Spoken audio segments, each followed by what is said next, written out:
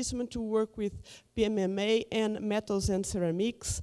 We also have a micro CNC and with some small tools, like we are able to fabricate 5 microns channels using the micro CNC.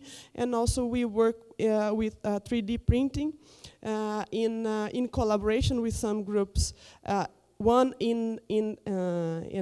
at UFRJ and another one here in Campinas, and with 2 different materials, metal materials, chrome, cobalt, and also in polymers. And more very low-cost fabrication molding process. We have some experiments made using molding and paper cutter, the same that our last presenter mentioned, the silhouette paper cutter to work with Scott paper, double-side papers, and laminating machine to use this inkjet transparent film also.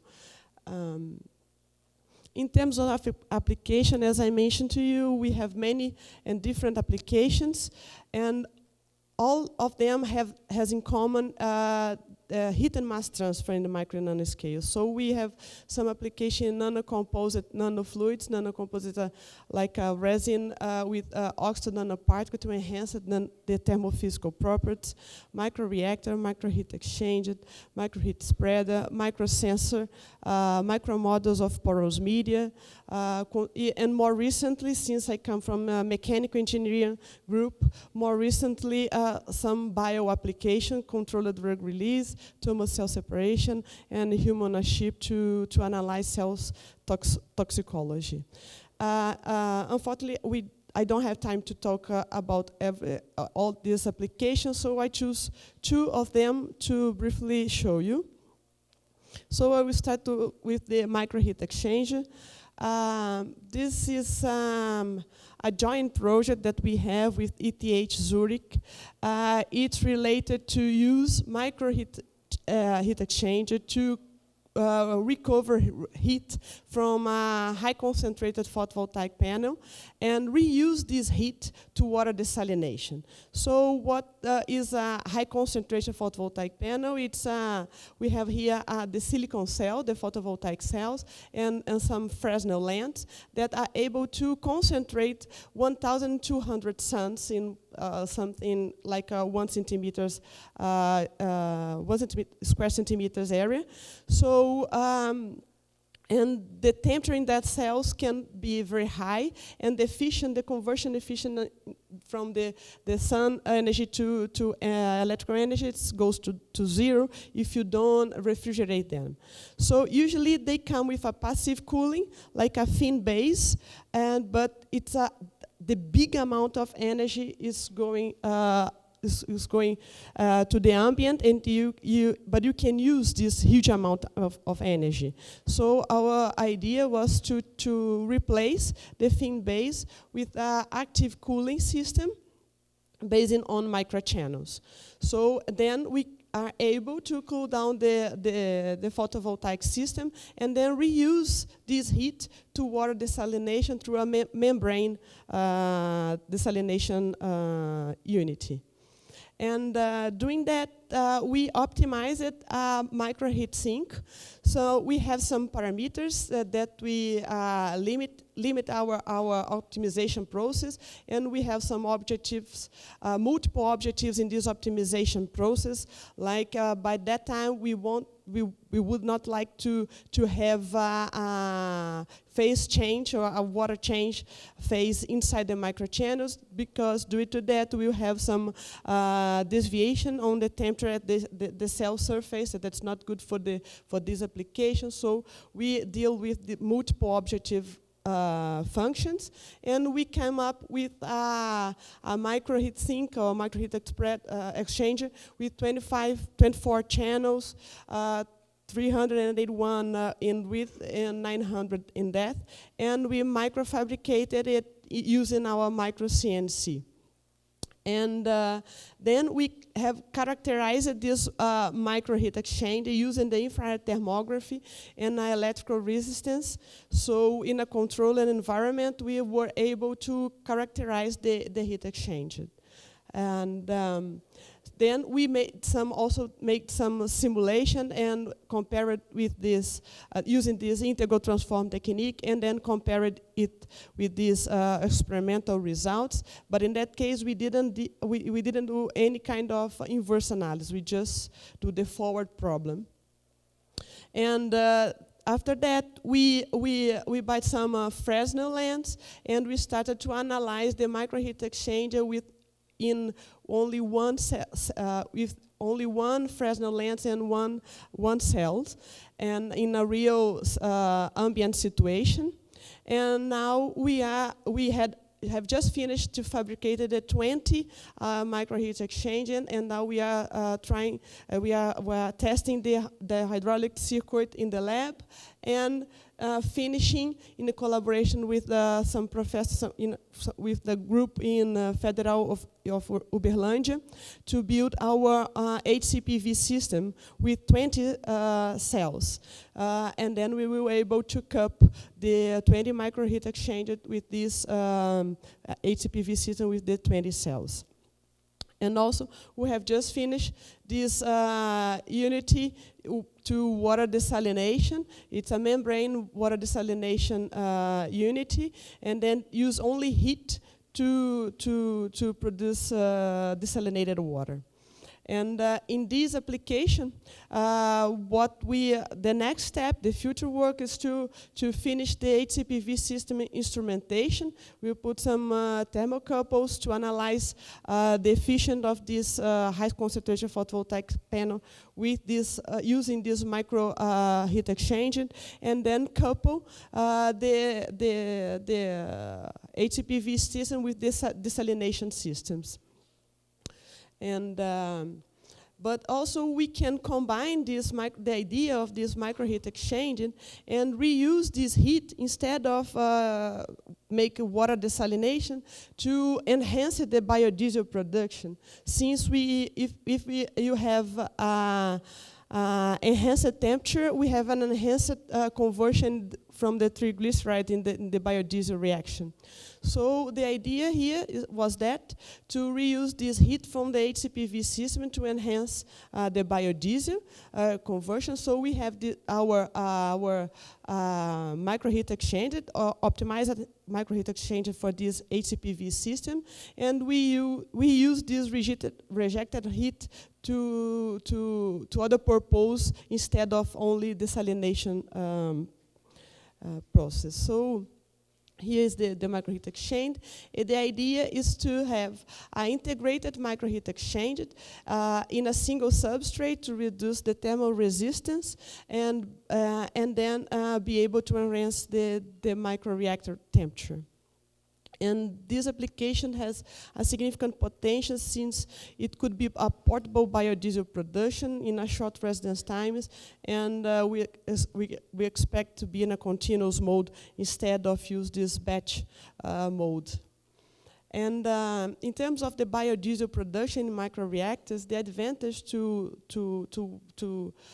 use the microreactor to produce the biodiesel is to take advantage of the high surface area per volume, and then to achieve improvement in mass and heat transfer rate in a reduced time scale.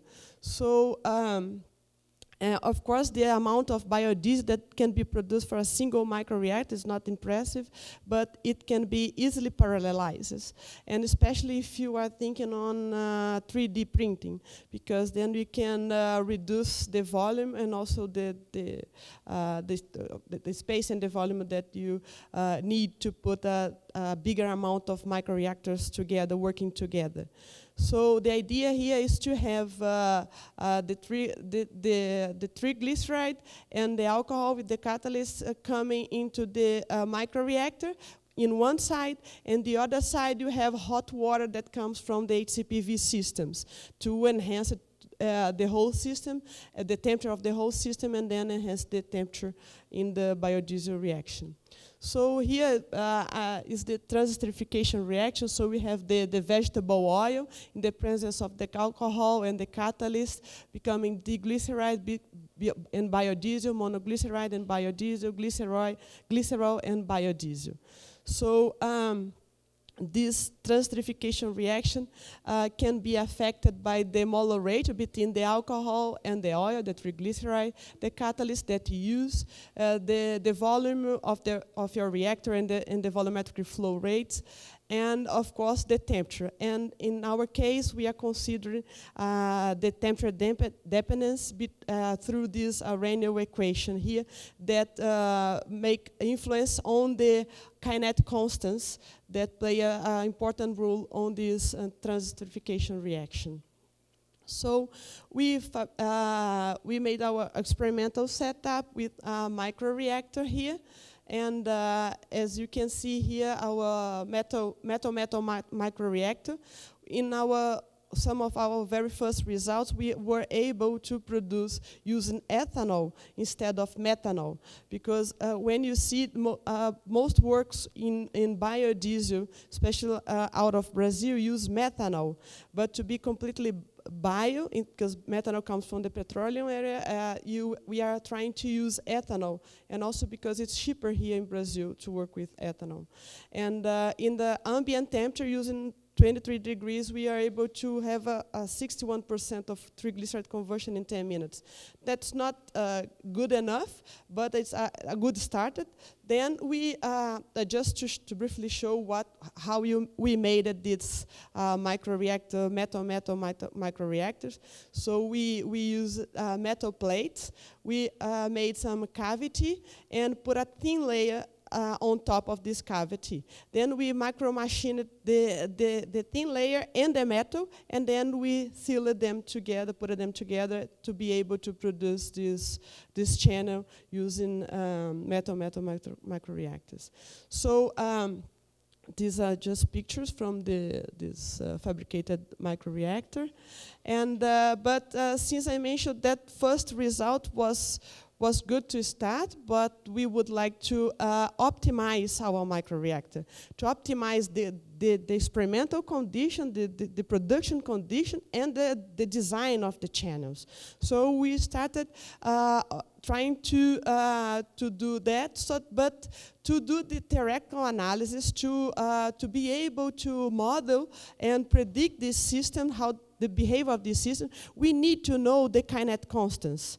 But we don't know the kinetic constants to work with ethanol and some vegetable oils, especially in the micro scale. So we need to estimate these kinetic constants. We need to estimate these kinetic constants to be able to make an optimization of the design or the condition.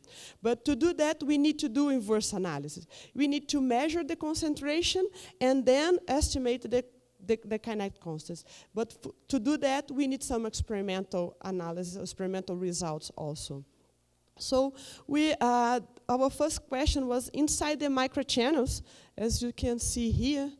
Our microchannels are two inlets here. It's a little bit dark, but it's two inlets here, one outlet here. So we have this long way, and then we have the reactions coming out through here.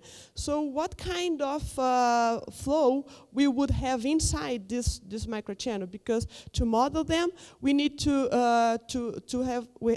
model the flow and the mass transfer inside the channels. So to be able to have this kind of information, we fabricated a metal glass microreactor. So here you can have a glass on top of the metal, and you can see here the alcohol and the oil, and you can see a stratified and a fixed interface between these two phases. And this experimental gives us the information that we can model the flow inside the channel as a stratified flow. And it's and we did that, and so for our theoretical analysis in the construction of the mathematical modeling, we decided to work with this steady-state diffuse advection mass transfer equation with nonlinear chemical reaction terms in a stratified laminar flow. And then we would be able to do some parametric analysis, look for the residence time, the reaction temperature, and the cross-section of the channel. And here you have the velocity profile for the 3D flow inside the channels. And here you have the 3D model for the mass transfer problem. So what we have here is a complicated problem, complicated mass transfer problem, because this equation actually is not only one PDE equation, but 6 equations coupled by these nonlinear reaction terms that couples all the species, all the 6 species. So we have 6 partial differential equations, nonlinear partial differential equations, coupling the reaction, the convection, and diffusion of this mass transfer in the microreactor. So we have solved this problem using this general integral transform technique. I don't have time to go inside the technique, but we have some paper for the one that want to know how it works. And here we have some results. So we have analyzed the different cross-section. So as expected, if we reduce the diameter, the hydraulic diameter, we have an enhanced in the triglyceride conversion in the ambient temperature. And also we have analyzed the influence of the temperature. If we fix here the residence time for a fixed hydraulic diameter, we can see then and the enhanced in the triglyceride conversion when we enhance the temperature, the reaction temperature. But for some cases, depending on the mass flow rate or even depending on the fabrication process, you can see here that you started with a stratified flow, but due to the combination of mass flow rate or a small defect, what you have a segmented flow. It's a little bit dark here, but you can have a droplet of alcohol as a dispersed phase and the oil as the continuous phase. And we were able to observe that due to our metal glass microreactor. But since we do not have anymore the stratified flow, we need to move and come back to the mathematical model and do now the simulation for a segmented flow. And here we have a schematic draw. What is the segmented flow was model. And here we have some comparison between the stratified and the segmented flow for 2 hydraulic diameters, different hydraulic diameters. And as you can see, if you have a segmented flow, you have an enhanced triglyceride conversion. And this can be explained due to the velocity inside the droplets and between droplets that make some mixture inside the droplets and between droplets, and then enhance the biodiesel conversion because you have also enhanced area in contact of the phases. So it was by chance, but it was good to have a segmented flow. So what we are moving on also is to optimize a microreactor, optimize the number of droplets, optimize the space between droplets to enhance the biodiesel conversion in a bubble train. But we still need to have the kinetic constants. We don't have it yet. All of those simulations that I shown was made with some kinetic constant from the literature, was just to have our model ready to be used with our estimated kinetic constant. So we use some experimental results with the metal-metal microreactor and use it. We implemented a particle swarm optimization. It's a heuristic and evolutionary method to estimate the kinetic constant. This is the inverse step, the inverse analysis. And we validated our inverse analysis using some results from the literature that were with methanol. So here you have the experimental data for different residence time and achieving different triglyceride conversion. And in red here, you have our estimation curve, our estimated curve. So as you can see, our red curve has a better agreement with the experimental data than the blue one. So we have our inverse analysis code validated, and now we are ready to use our own experimental results to estimate the kinetic constant from the ethanol. So we fabricated again another metal-metal microreactor, but using the microheat exchange to enhance the biodiesel temperature, the reaction temperature. And here we have some more recent results. We were able to produce 99% of triglyceride conversion in about 1 minute with a little bit less than 50 Celsius degrees. But more than that, we are able to produce 92% of biodiesel, because sometimes the literature only shows the triglyceride conversions. But it doesn't, if you can have a lot of triglyceride converted, but you can also have a lot of diglyceride and monoglyceride and not enough biodiesel. And we were able to have a better amount of biodiesel in those experimental results. And in terms of future works, what we are doing now is estimating the kinetic constants for these results, using these ethanol results, and doing some new experiments using multi-layers module that we were fabricated using a 3D printer. So to be able to enhance the volume of biodiesel that we can produce using this micro device. Okay, so I would like to say thanks again for the organizing committee of this workshop, and in special Professor Fracassi, our students and collaborators that help us to produce the experimental and computational results, and also, of course, our sponsor agency. And here you have my email if you want to have any kind of other information. I also have some microfluid devices, our microreactors in the different platforms. I have some of those here with me. If someone want to have a look, please come to me. It will be a pleasure to show you. Thank you again.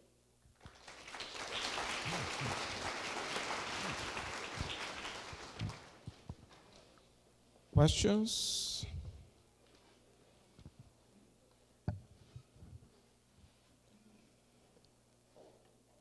I have one. It's a fundamental question. What's the threshold between the simulation and go to the lab and the micro device? Sorry. Or you think you need to first simulate and go to the lab? Yeah, because if you go, in my opinion, if you go direct to the lab and if you have a new application, what is the dimension of channel you would start? What kind of liquid, or what kind of mass flow rate? So it's a huge amount of possibility.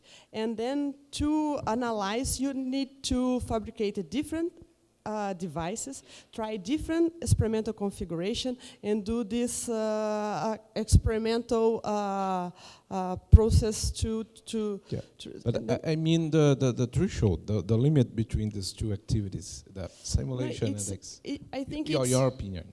Yeah, I think it's the advantage is to combine those, to use the experimental results to in your model, in the mathematical models, and to use your mathematical model to optimize your device, to optimize your condition, instead of being in the lab days and days, months and months, doing experiments and no results, because sometimes that happens.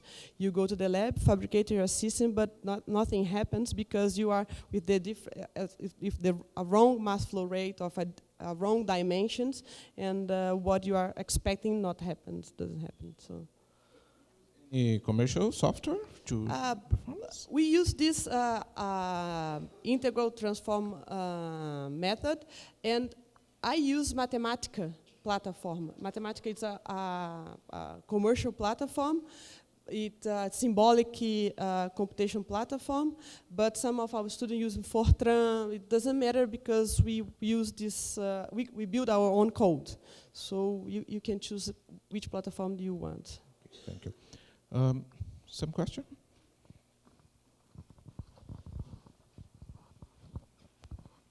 I never used metallic channels, and I'm just curious about that. What's the stability of doing reactions in metallic channels, especially if you use sodium hydroxide. Yeah, What's the benefits and the things that are not so good using? It's a good question because, as I mentioned, depending on the application, you decide about your substrate. Since we are trying to reuse heat, we would reuse this heat. We would like to have a substrate that has some thermophysical properties like a good heat conduction, so heat conductivity. So the plastic would not be good because the heat would not be enough to enhance the temperature of the substrate and then to be able to enhance the reaction temperature. And also because this reaction is a little bit aggressive, so it's not all of plastics or resins that are able to work with. And of course, also in terms of this application, we would like to have a prototype with 600 microreactors working together to produce a bigger amount of biodiesel in countryside. So it would be nice also that your micro device can be able to be in the atmospheres and facing the rain and the sun, and so the metal comes up